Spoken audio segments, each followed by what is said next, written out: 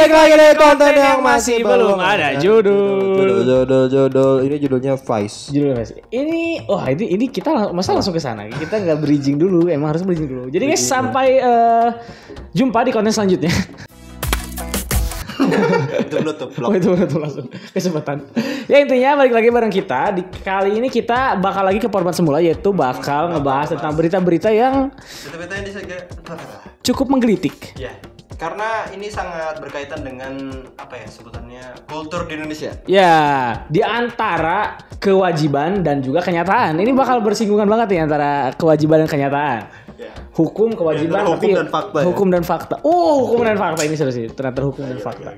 Ini 3 berita yang dikasih sama produser kita. Ternyata produser kita belum mati, guys. Iya, masih hidup ternyata. Kemarin dia katanya hampir aja. Hampir. Udah dicabut nih. Iya. Intinya kita langsung aja baca berita pertama, ada dari Vice. Dari Vice. Siapa sih yang nggak tahu Vice ya? Media media anak zaman sekarang banget lah. Iya, Vice itu kan ini kan franchise-nya GTA. Oh iya. Vice City. GTA Vice City Metropolis. Ada beritanya apa, Ge? Kasus di pabrik Adidas Indonesia ini bisa menjelaskan kenapa ada sepatu asli tapi KW. Sepatu asli tapi KW. Ini gimana nih? Agak ambigu nih. Asli atau KW? Ini seru sih menurut gua. Jadi kita baca kronologisnya dulu, Ki. Jadi ada 2 orang di pabrik PT Glostar Indonesia atau GSI yang ngeproduksi sepatu Adidas di Sukabumi. Nah, jadi 2 karyawannya ini terciduk. Dia tuh suka nyuriin barang dari Adidas, material sampai ke. Maksudnya barang-barang bekas produksi atau barang-barang baru? Baru produksi. Dia nyuriin materialnya dan juga kalau nggak salah nyuriin beberapa alat produksinya juga kalau nggak salah ya. Sampai ke kompor-kompornya saya baca. Iya, katanya tadi sampai kompornya juga dia dicuri. Sangat totalitas sekali. Yang satu tuh adalah seorang karyawan normal biasa, yang satunya nih kuncinya bukannya jabatan sih. Kuncinya adalah dia sebagai penjaga gudang. Oh, penjaga gudang. Oh, jadi nggak ada yang mencurigai dia. Iya.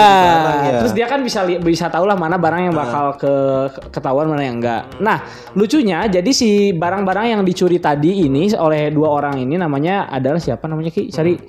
Nah, ini MM. Inisial MM sama MS. Ininya gitu. Dia tuh MS nyuri. Pro. Kok menyebut merek? MS. Wah, tidak. Tahu itu apa ya, Pak?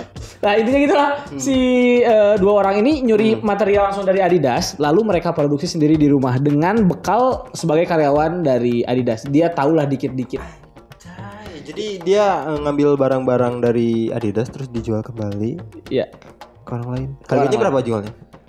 Di sini nggak dijelasin harganya berapa, tapi katanya target pasarnya paling banyak di daerah Jabodetabek. Dan kemudian omset dari 2 orang ini 15 sampai 20 juta per bulan. 15 sampai 20 juta? Iya, hampir lebih besar dari gaji mereka. 6 kali lipat dari gajinya. Ini yang menurut gue justru unik ya dengan headline berita yang tadi asli tapi KW. Ini asli tapi KW itu gimana maksudnya? Mas, ini mas sepatunya KW. Ini barang dari Adidas. Ayo. Ini bahan Adidas. Ini bahan dari Adidas. Mau apa? Iya. Tapi berarti KW. Mereka menggunakan bahan yang sama dengan yang diproduksi Adidas, tapi karena nggak ada Adidas itu tidak mengakui itu barang mereka, jadi disebutnya KW. Iya, karena emang ori KW itu tidak hanya sekedar bahan. Betul. Tapi juga dari legalitas dan juga teknik-teknik dan lainnya. Karena kalau ngomongin ori KW hanya sekedar bahan, misalkan Adidas, yang ngejual bahan kayak gitu tuh nggak Adidas aja beli dari orang lain. Betul banget. Nah itu. Makanya banyak fans beredar itu. Iya. Fans kayak Canvas fans. Ya orang lain juga bisa bikin Canvas yang mungkin aja fansnya pabrik fans juga di sini punya pihak lainnya kan yang ngeproduksi. Intinya gitu lah, maksudnya nggak kalau cuman faktornya dari bahan aja nggak bisa dibilang ori. Tapi emang harus ada faktor lain seperti dari legalitasnya juga. Nggak sesempit itu jadi intinya. Jadi kalau lo bilang ori KW itu dilihat dari kualitas barangnya, belum tentu. Tapi lebih menurut gua justru ini yang disebut dengan jualan sepatu kolongan pabrik, Ki. Oh, ini yang disebut kolongan pabrik. Iya, bukan yang ini sepatu reject pabrik tapi full size. Ini reject ori. Mas saya punya beda, Pak. Kalau reject tuh barang yang tidak lolos QC. Oh iya benar. Tapi kan kolongan tetap dari jalur belakang. Tapi justru Ki gue unik ya ngelihat kasus ini. Biasanya kan kasus sepatu KW itu ya mereka ngebuat produksi sepatu dari nol banget itu. Mereka beli bahan yang sama di tempat lain. Ini tuh bahannya dari Adidasnya langsung. Iya ini. Jadi the real ori tapi KW tuh ini. The real ori tapi KW. Iya. Mereka minder banget intinya. Tapi mereka pangsa pasarnya paling besar di Jabodetabek ya? Jabodetabek. Karena emang mungkin kebutuhan fashionnya lebih tinggi. Karena ada Citayam Fashion Week ya? Ada Citayam Fashion Week. Iya. Ada Jordan Dior. Yang Jordan Dior disamain sama Eros Street. Iya. Iya, saya tahu. Intinya banyaklah kebutuhan masyarakat dimulai dari kenyamanan sepatunya sampai ya ini ya tentunya penjualan sepatu KW kenapa bisa naik sampai tadi 15 sampai 20 juta per bulan. Ini berkaitan dengan kebutuhan masyarakat yang masih mementingkan gengsi. Ya, mementingkan gengsi dengan budget yang minim lah. Ya, dengan budget yang minim. Dan sementara dari berita yang kita baca di sini salah satunya dari CNN Indonesia, dia bilang bahwa distributor resmi Vans dan sejumlah merek sepatu terkenal lain dinyatakan bangkrut di pengadilan. Jadi diakibatkan karena banyaknya produksi sepatu KW. Bahkan dia bilang nih, jadi kerugian yang disebabkan perdagangan barang palsu di Indonesia mencapai 65,1 triliun. 65 triliun. 65,1 triliun itu kalau dibagi sama masyarakat Indonesia mungkin dapat Indonesia tuh 270 juta. Ya, mungkin dapat 10 jutaan satu orang atau lebih. Ya segitulah intinya. Lumayan banget. Ini emang jahat banget ya karena kalau kita lihat pada nyatanya gua sering lihat bacotan-bacotan orang-orang di Twitter, di TikTok, Twitter, di Instagram, ya di YouTube dimanapun keep it original bro. Oh masalah ori KW itu gak boleh bla bla bla bla. Tapi pada nyatanya hari ini penjualan sepatu KW itu udah jauh banget di atas sepatu ori. Sangat gila. Tapi by the way ngomongin soal di Indonesia banyak sepatu KW. Ya. Ternyata di berita kedua ini bertentangan dengan negara lain. Ya. Kalau di Indonesia kan sepatu KW kayak hal yang wajar gitu ya. Kalau bukan wajar sih, lebih ke emang sudah mendarah daging. Di pasar sepatu KW. Di pasar tuh tidak ada sepatu ori ya guys. Harusnya. Karena mereka harga sepatu pasar tuh 50.000 ya, bukan 100.000 lagi ya, 50.000 biasanya. 50.000 berharap apa? Iya, intinya kayak gitu. Nah, berita selanjutnya dari Dari Quora. Oh, ini kita bocil-bocil itu literasi. Buat Anda yang balas membaca bisa baca Quora biar meningkatkan minat baca. Gunakan sosial media Quora ya untuk Anda yang minim literasi biar. Buat Anda yang ingin menghindari warga Twitter yang kebanyakan debat. Gak jelas Quora tuh komen-komennya positif, enggak saling menjatuhkan tapi mereka beropini bagus-bagus lah. Kalau Twitter tuh apapun dipermasalahin. Intinya katanya jadi headline beritanya, apakah di semua negara Eropa dilarang beredar barang KW seperti di tas, sepatu dan lain-lain? Apakah di semua negara? Oh, jadi ada orang nanya ini. Ada pertanyaannya. Terus ada yang jawab. Siapa nih? Okta Koulapik. Nah, itu. Katanya apa, Ki? Bekerja di Maison du Monde Francis. Oh. Tapi ke bahasa Indonesia. Kan orang Indonesia. Oh, dia benar Indonesia. Atau pakai Google Translate ya? Oh iya. Mungkin ya. Iya. Tapi katanya ternyata di Prancis itu kalau misalkan ada orang yang ketahuan punya barang KW, dia itu bakal didenda. Kalau misalkan barangnya sedikit cuman 1, 2, 3 gitu ya. Itu bakal didenda 2 kali lipat dari harga produk aslinya. Misal gua punya LV KW. LV KW dengan harga katakan 50 juta. Gua ketahuan, gua beli LV ini 2 juta misal. Terus ketahuan, berarti gua harus bayar 100 juta. 100 juta. Wah, cukup menggelitik. Sangat-sangat intinya kayak gitu ya. Miskin semua. Anjir, kalau misalkan peraturan ini ada di Indonesia, kebayang enggak? Penjaranya penuh. Bukan cuma penjara penuh. Negaranya kaya. Pay letter makin banyak. Oh iya. Siapa lagi ya? Bank-bank makin kaya. Tapi intinya Ki justru uniknya ya, yang gua tahu bahwa brand-brand yang emang menerapkan tadi seleksi ori KW itu justru bukan brand besar yang kita kenal seperti Nike, Adidas, Converse. Itu kan brand-brand asal Eropa, brand-brand butik yang besar ya. Butik besar kayak Balenciaga, Gucci yang sebagainya, bukan brand-brand kayak Nike, Adidas kayak gitu. Jadi ya mereka made in Eropa, jadi seleksinya bisa. Oh iya benar ya. Meskipun gue yakin juga ya nggak 100% bakal ketemu siapa yang punya barang KW karena ya manusia mah ada aja idenya. Ya betul. Tapi orang-orang maksudnya petugas di Perancis bisa disogok ya? kalau dilihat dari kita masih kan kalau kita lihat dari Indonesia negara kita tercinta sih nggak mungkin ada polisi yang bisa disogok lah. Kalau di Indonesia mah nggak mungkin. Kalau Prancis mungkin aja ya. Ya mungkin. Kasih 100.000 nggak jadi ditilang. 100.000 apa? 100.000. Kok pakai rupiah? Prancis apa ya? Prancis itu apa ya? Pakai euro ya? Oh 100.000 euro. Oh 100.000. Kirain aku 100.000 rupiah. Aku kaget. Polisi mana kok bisa disogok 100.000 rupiah? Polisi Prancis. Berarti ini membuktikan kalau ternyata di luar negeri itu aware sekali dengan brand mereka gitu. Ya. Ya, sedangkan di Indonesia ya gitulah ya. Dan justru uniknya nih kalau kita baca ya, jadi peredaran barang KW ini terjadi melalui pembelian lewat situs internet dan ya buat lu yang bilang bahwa KW itu cuma ada di Indonesia, di luar negeri bule itu gak mungkin pakai KW, kalian salah. Karena kalau kalian lihatlah beberapa YouTuber yang emang mereka bikin konten tentang nge-thrift di luar negeri, sepatu KW-nya tetap banyak banget. Itu sepatu KW semua. Enggak, itu statement saya aja. sorry. Dan juga kalau kita lihat di eBay ataupun di Alibaba dan beberapa marketplace internasional lain yang beli sepatu KW, testimoninya bule semua. Jadi jangan-jangan itu tuh orang Indonesia cuman pakai bahasa luar negeri. Oh, untuk mematahkan statement tadi. Oh iya. Itu sudon saya aja. Ya intinya dan juga uniknya nih tetap aja ya kalau kita baca di ending beritanya mayoritas barang palsu ini berasal dari Tiongkok. Tiongkok lagi. Emang Tiongkok tuh jadi pusat dunia perkawinan ya? Iya, soalnya pemerintahnya kayaknya support deh. Kalau kita kan support produk original, mereka enggak. Pemerintah kita support produk lokal, Pak. Oh iya. Iya, support produk lokal. Berita yang ketiga. Nah, tapi justru Niki, sebelum kita bahas berita ketiga, kan tadi tentang barang KW produk yang tadi di Indonesia, terus ada produk KW dari Cina dan pertanyaan utamanya, secara hukum tuh emang menjual barang KW itu apa sih? Nah, itu bakal dijawab di berita ketiga kita. Karena beritanya sudah dibuka. Anda lihat ini kan? Iya. Beritanya dari legal.us. To us. Oh, legal to us. Legal itu dua ya, legal to us. Legal untuk kita. Iya. Beritanya ketahui konsekuensi hukum dari menjual barang KW. Ternyata menjual barang KW ada hukumnya. Ada. Kok banyak? Banyak hukumnya tapi susah dihukumnya. Iya. Ya, skip.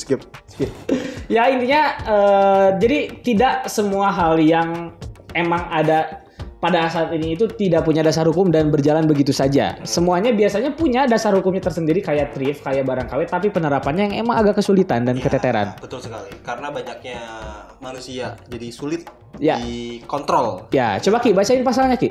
Pasal mana Ge? Dalam pasal 100 dan pasal 102 Undang-Undang Nomor 20 Tahun 2016 tentang merek dan indikasi geografis. Pasal 100 UU merek menyatakan sebagai berikut. 1. Setiap orang yang dengan tanpa hak menggunakan merek yang sama buatannya dengan merek lain apa katanya?